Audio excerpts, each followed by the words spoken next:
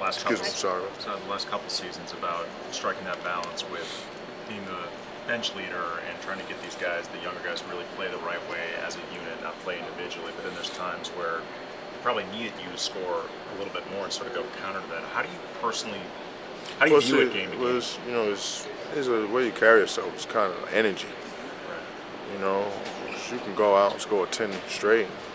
If you can't get stops, you can't get loose balls, and the penalty, and turning it over, you know, it won't matter. You know, we have to be able to sustain leads, and kind of, you know, you got to do it together. You know, you got to do it together. Energy, I think they call it synergy, right? Right. Collective energy is important in sports, especially in basketball. How do you guys create that synergy? Something that you have to do in your mind and your heart and your soul. Right? It starts from, you know, within yourself to want to do whatever it takes to be a great team. Like in big picture terms, though? It's all about big picture terms for us. Just look around.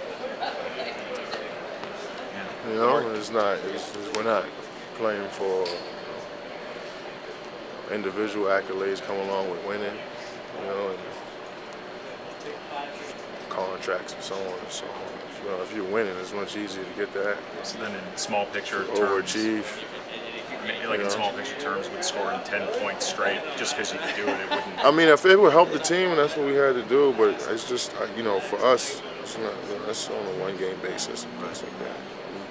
I'm thinking about what's going to make us better for, you know, Game 6 and Game 7 of, you know, it's the biggest games of our lives, you know, and that's kind of doing things together, just so we can kind of crush teams.